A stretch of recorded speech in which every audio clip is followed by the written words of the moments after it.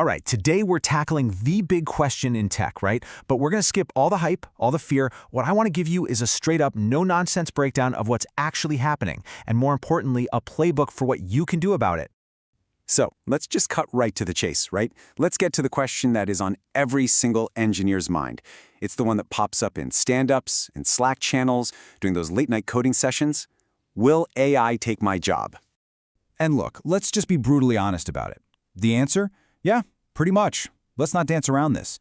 AI is going to write most of the code. And I don't mean some of it or just the boring boilerplate stuff. I mean most of it. That part is, well, it's already settled. The only real question left is how fast it's going to happen. But here's the thing. That's actually the wrong question to be asking. It's kind of like asking if tractors were going to replace farmers. I mean, they did for a lot of the manual labor, but farming as a profession didn't just vanish. So the real question, the one we need to focus on is, in a world where the code gets written by AI, what's left for us humans to do? And that's exactly what we're going to break down right now. Okay, so first things first, we have to just accept this new reality. AI is going to write the code. And once we really truly internalize that, we can start to see that this isn't the end of the story, not by a long shot. In fact, it's the beginning of a massive shift in what an engineer's job is all about. And here's the absolute crux of it. For so long, we've thought of the act of coding as the main job, right? But the code itself, that was never really the scarce resource. The real bottleneck, the real value, has always been in the decisions. Think about it. AI isn't built to solve ambiguity. It can't navigate conflicting demands from stakeholders. And it definitely can't take accountability when a system goes down. It can spit out code, sure, but it can't make those tough, messy human trade-offs. And this has a huge impact on how teams are even structured. You know that old pyramid model, the one with a single architect at the top and like 10 devs underneath just hammering out code? Well, that's collapsing. It's being replaced by something much flatter, a smaller team of senior product engineers, where each one is supercharged by AI. What this really means is that those pure execution roles, they're going to shrink a lot. But the senior, hybrid roles, those are about to explode. So all of this leads us to the core idea we're going to dig into next. It's this redefinition of software engineering into what the folks we're looking at call a high-leverage profession. Okay, so high-leverage profession, what does that even mean? Well, think about a pilot, or a surgeon, or even an architect. A pilot doesn't try to fly the plane harder to get more people there. A surgeon isn't valued for how fast they can cut. Their value is in their judgment, which then gets amplified by these incredibly powerful tools and systems. Their decisions have a massive, massive impact, and you're not measuring their output by the number of hours they put in. This is the new model for software engineering. Yeah, just look at this comparison for a second, because it is stark. Yesterday's engineer, your value is basically your effort. How many lines of code did you write? How many tickets did you close? But tomorrow's engineer, your value is your judgment. The metric is the quality of the decisions you make. Your task is shifting from execution to authorization. You're not the one laying the bricks anymore, you're the architect who decides where the whole building goes. And you know what's so fascinating about this? It totally flips the script on ageism in tech. For decades, this industry has been obsessed with speed and youth, right? But what happens when AI takes care of the speed? The whole game changes.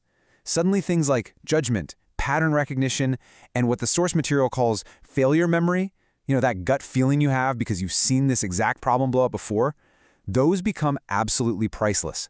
Companies are going to want trusted hands at the wheel, which could make those top-tier experienced engineers more valuable than they've ever been. Okay, so we get the shift, we see what's happening. Now for the most important part of this whole thing, what do you actually do about it? Let's get practical and break down the specific, future-proof skills you need to be building starting right now. All right, step one, and this is totally non-negotiable. You have to master product thinking. This means moving way beyond just closing a ticket. You have to own the outcome.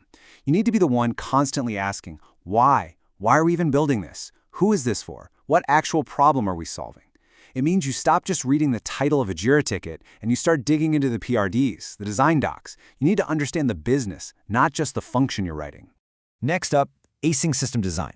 And listen, I'm not just talking about drawing some nice boxes and arrows on a whiteboard. This is about understanding the brutal, messy reality of trade-offs. It's cost versus performance. It's build versus buy.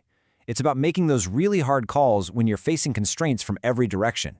And honestly, One of the best ways to learn this is to go read the postmortems from real-world outages. See exactly where those decisions went wrong for other people.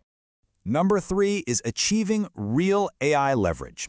And this goes way beyond just asking an AI to write a simple function for you.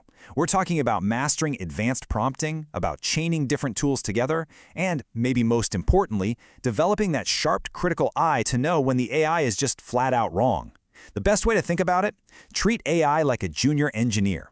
A really fast one who's super eager to please, but is also incredibly naive and needs your constant supervision and correction. Okay, this next one might sound a little counterintuitive after everything we've said, but you still need to build deep development skills, seriously. Why? Because an AI left to its own devices will happily generate a whole lot of garbage. It's your depth in a back-end stack, your real understanding of how databases actually work, that lets you look at an AI-generated solution and say, nope, that's not going to work. It's inefficient, it's insecure, it's just plain wrong. Your expertise becomes the quality filter. And finally, we have what might be the rarest and most important skill of them all: real ownership and accountability. This is a total mindset shift. It's about you taking full, personal responsibility for the outcome, not just for the little task you were assigned. No more blaming the specs, no more hiding behind, well, the requirement said. These high-leverage roles we're talking about, they are built on a foundation of trust. And you just can't build trust without accountability. So there you have it, the skill stack. But how do you actually get there? I mean, this isn't something you can learn in a weekend boot camp. This is a serious commitment. So let's look at a realistic, long-term learning path that can actually future-proof your career. The number that keeps coming up is about 8 years. Yeah, 8 years of aggressive, deliberate, focused learning to get yourself into that top tier. And if you think about it, that kind of mirrors the intense training you see for doctors or architects, right? It's a serious timeline for what is becoming a very serious profession. And this path kind of breaks down into 3 main phases. The first couple of years, years 0 to 2, that's all about building the foundation. It's super high intensity. Then you get to years 3 through 5. This is your leverage accumulation phase. You're focusing on the skills that really compound over time, like architecture and product sense. And then finally, you hit years 6 to 8. This is about dominance and maintenance. Your focus isn't on grinding out new skills anymore. It's on the quality of your decisions and owning entire systems. And what happens after that 8-year push? The game changes again. You don't just fade away. You actually get to stop the constant grind. Your professional edge is no longer about how many hours you can put in, but about how clearly you can think. It becomes all about judgment, staying calm when things are on fire, and having the wisdom to focus only on what truly matters. When you boil it all down, it really comes down to this one simple, powerful dividing line. The future is splitting us into 2 camps.